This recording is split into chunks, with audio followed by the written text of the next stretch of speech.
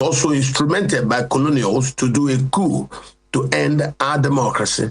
They do not like democracy. Democracy bring people who argue with them. They like what you call strong men rule. They tell the strong men what to do, the strong men do it for them, and then they create a symbiotic. I will maintain you in power, I will manipulate your people, and you will stay there, you will do what I want. So we are going through that transition, and that's where you now talk about Ibrahim Traore. You now have young people, whether you call it military or anything, from the words of President Goodluck you had, they use of, exacting force or coercive strategies to sustain advantage for whoever you call is, for me, it is still colonial.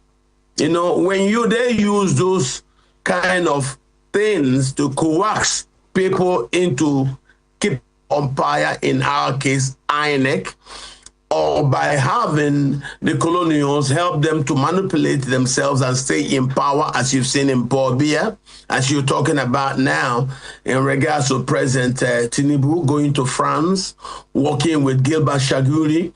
And that's also how he seems to have suggested the sharing of our oil wealth. He will give some to Gilbert Shaguri. He will give to another Indian company. He will then give to Oando. So this is the old fraudulent protocols which we must get away from. And we must fight to see that Tinubu is the last colonial stooge working against Nigeria's broader interests. Hello everyone and welcome back. So Dr. Katchi just dropped another bombshell, which I would love you guys to watch this video to the end. So according to him, he said that we must fight to see that Tinubu is the last colonial stooge working against Nigerians' interests, that Ibrahim Traore is working with Russia, that Nigeria should do the same thing. And also in this particular video, I'm going to be revealing a lot of things, the reason why Tinubu put fear in governors and why most of the governors are not decamping from PDP or any other party to APC. All this will be discussed in this particular video. But before we go into that, so there is this particular breaking news that says Nigerian Naira has been ranked as the 9th weakest currency in Africa. My people, do you know that Ghana is the 4th in the strongest currency in Africa? And this Tinubu propaganda government is telling us that the reform is working and our economy is improving, while it is not. Recently, Tinubu repeated it again, that there's always light at the end of every tunnel. Like Nigerians are asking, we have waited for so long, when are we going to be seeing all these lights? Because is it when Nigeria people start buying? Is it when Nigerians start dying? That is when we'll now start seeing the light at the end of the tunnel. So guys, I would love you guys, to watch this video and also hear what Dr. Katchi have to say concerning this. And please, if you're coming across my channel for the first time, do well to click the subscribe button, like and share this video, and drop your thoughts in the comment section below. So guys, watch this and I'm going to be right back. Welcome. And of course, you just heard Goodluck Jonathan speak on some of these issues, and he talked about electoral manipulation across Africa. And of course, why even the young people are maybe jumping at the offer in politics just because of the remuneration. But firstly, about electoral manipulations, your thought on what Goodluck Jonathan said? Well, he is very correct. And that manipulation starts from the way the British left our country. The manipulations were there right by the British. The British manipulated our elections, and then they left standards and protocols that were continued because they wanted giving a known minority to dominate. The way they did it, the 3 regions, they made sure one region had the opportunity to veto whatever the other 2 regions did, and that was the southwest, the western region and the eastern region. So they had people in the northern region at that time whom they thought could protect their British interests, and that was how the manipulations started. That manipulations have continued today, because those who took over from the British wanted now to institute what I would call settler colonialism in Nigeria. We are now a democracy again, and because those people don't have numbers, they now think manipulation plus violence is the only way that they can continue to sustain their positions of entitlement in Nigeria. Nigeria's democracy has now matured to a reality where you have a lot of awareness amongst the young people who seems to form 70% of the country's population, active population. And that's why you saw, as somebody said from the presidency last week, that Peter Obi saw that restiveness with the youth and he quickly seized it. The youth are where the story is. So, and if you have the youth, you have a machine that you definitely can use to disrupt the system. The youths are very important. And if you check sub-Saharan Africa, you check Nigeria, we have up to 90% of active players today between the ages of 18 and 36. Now that creates trouble for the old people who do not want to allow a new way. Another issue with these youths is that they have knowledge. The availability of the internet has brought awareness to everybody. So you're now dealing with a very different kind of Nigeria and a very different kind of Africa, where you now have the first generation of youths who became richer than their parents in their lifetime. So for me, it's a very interesting time in our country. And as far as I can see, nobody will be able to stop the momentum that the youth have already built. I think we have very, very interesting times going forward in today's sub-Saharan Africa. All right, Dr. Ononiju, you've just dived into my question right there. How colonial legacies have actually affected leadership in Africa? Because Dr. Ononiju, it seems as if our leaders, African leaders, a lot of them are still tied to the apron strings of the colonial masters. For instance, in Nigeria, our former president, General Muhammadu Buhari, he was always running to the UK. Now we have a president, Bola Ahmed Tinubu, whose destination is France. So why is it that some nations, African nations, are seemingly tied to the apron strings of colonial masters? And we have a young leader in Africa, Burkina Faso, Ibrahim Traore, who would have none of it, okay? And he's implementing massive reforms in his country, but that's a military ruler right there. I don't want to go into details of that. So in your own opinion, why do we keep producing strong individuals but weak institutions in Africa? And I'll use Cameroon as an example. Paul Biya has been there since 1982. Dr. Ononiju, what is the problem with Africa? Nigeria has had independence since 1960. But up till now, we are still struggling. So why do we have strong individuals? Why do we keep producing strong individuals but weak institutions in Africa? Well, Africa is going through a transition, and that transition is a symbiotic transition. You'll say, why colonial? For over 400 years, the Europeans who tried to whitewash our history after their conquest, if you allow me, all this started from their Berlin conferencing, their agreement to share Africa. Yes, and from the sharing of Africa, you had the colonial system. After the colonial system failed, you now had them still exacting strength and powers through a new colonial system where some of these old people, like you're talking about now, think that they need the strategic calculations and protocols established by the former colonial masters who, like, if you check Nigeria, who are they dealing with?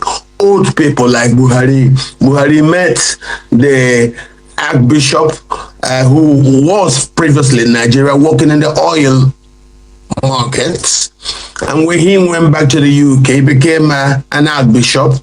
that didn't stop him from being an essential element of the stooges that work for the state. So he became a link for Buhari, whom he met when Buhari was also instrumented by colonials to do a coup to end our democracy. They do not like democracy. Democracy bring people who argue with them. They like what you call strong men rule.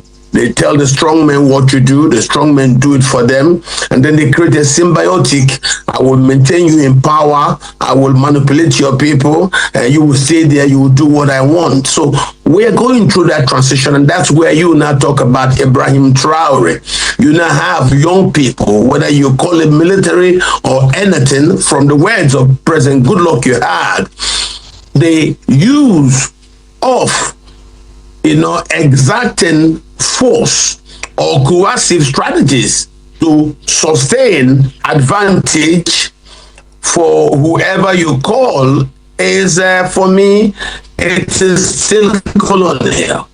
When they use those kind of things to coax people into keep umpire, in our case, INEC, or by having the colonials help them to manipulate themselves and stay in power, as you've seen in Bolivia, as you're talking about now, in regards to President Tinubu going to France, working with Gilbert Shaguri. And that's also how he seems to have suggested the sharing of our oil wealth. He will give some to Gilbert Shaguri. He will give to another Indian company. He will then give to Oando. So this is the old fraudulent protocols which we must get away from. And we must fight to see that Tinubu is the last colonial stooge working against Nigeria's broader interests. You see it in Paul Biya's Cameroon. You see it in other African countries where, yes, the colonials have left, but they've continued their machinations that now suggest new colonial manipulations. So we have to get away from that. And that's why I said earlier to some people, the Russians were never part of those who colonized Africa. Let us try them. And you can see Traore is trying to work with the Russians. That secures him security-wise. And then Traore does what he can do. So I think Nigeria should do the same thing. Nigeria is now thinking about selling part of its sovereign wealth.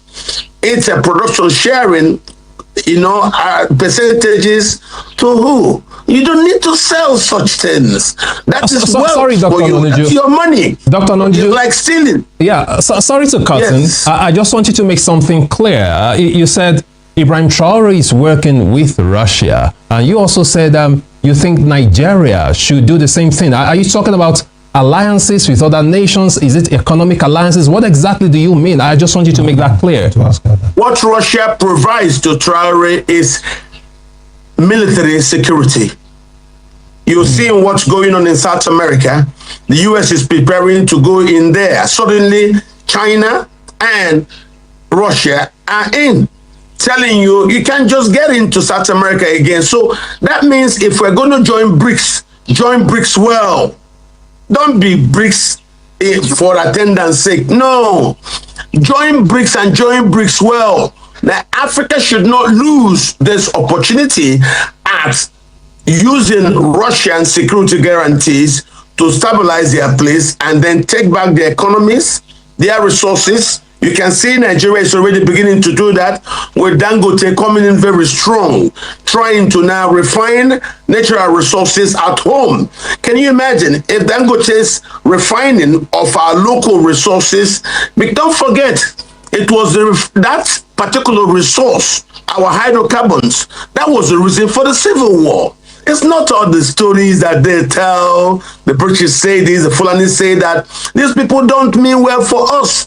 It was the hydrocarbons that caused. All right, I'm afraid you have been... local refining of that hydrocarbon, we will go a long way if others join Dangote to locally refine our raw materials. All right. Africa's leadership problems is rooted in corruption and lack of accountability.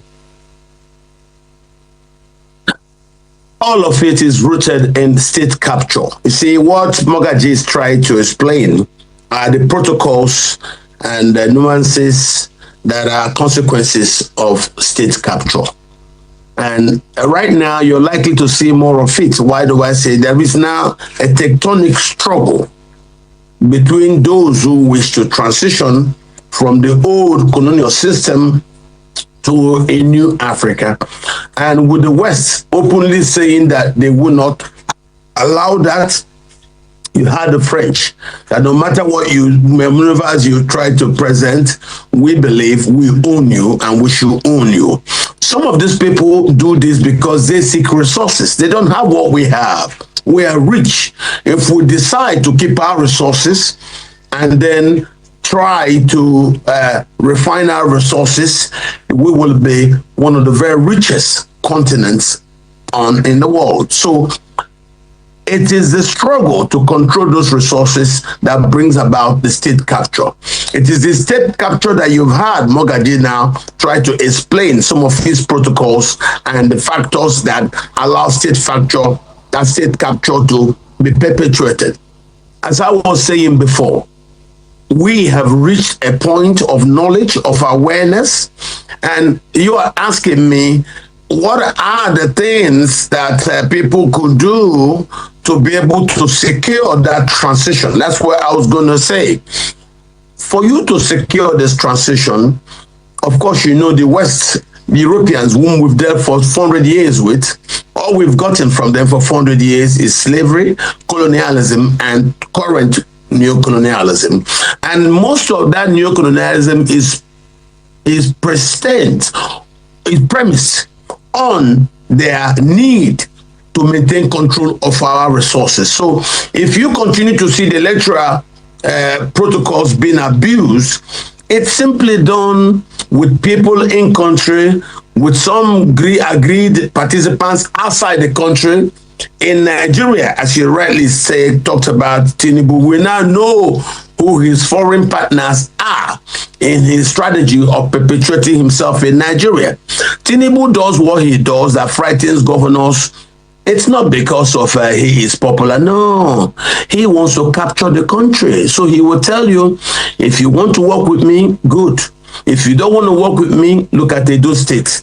I will repeat Edo State in your state. And that puts fear in the first-term governor. And then what you see, somebody can come, like somebody came on your station last week and say, nah, we did it for tribe. Not true.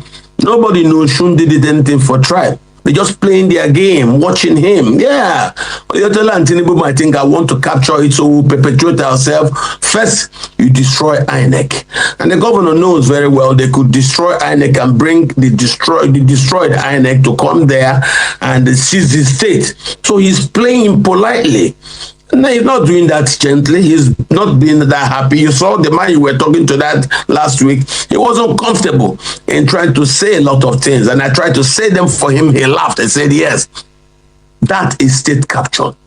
Those are the consequences of state capture. And that's what our present leadership in Nigeria are doing. So part of that strategies of state capture is grip the coercive instruments that you need to perpetuate yourself electorally.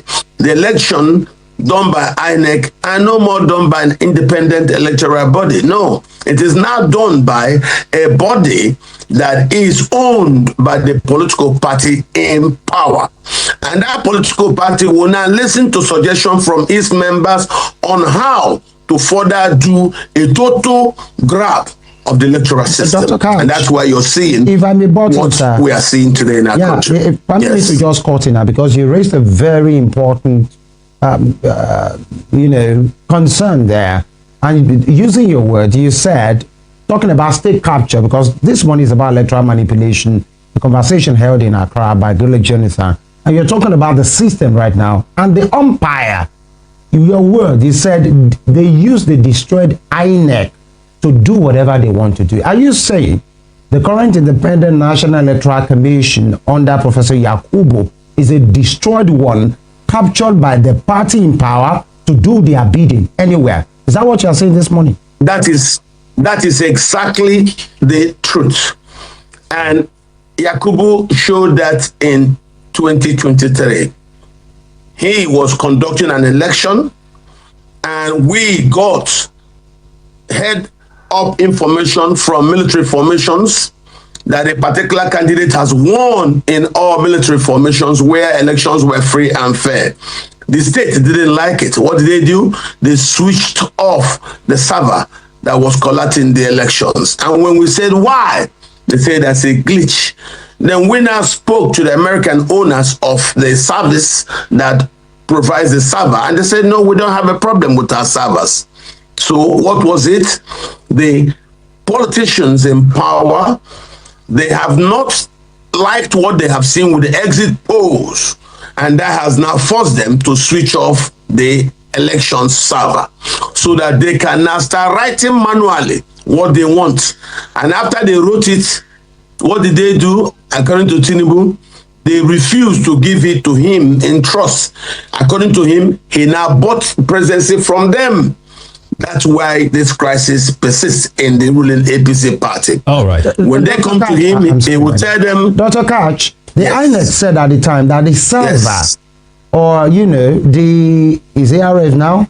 The server was not supposed to be one of the, you know, instruments used in collation. It's supposed not to be it's just for transparency, for people to see what is going on.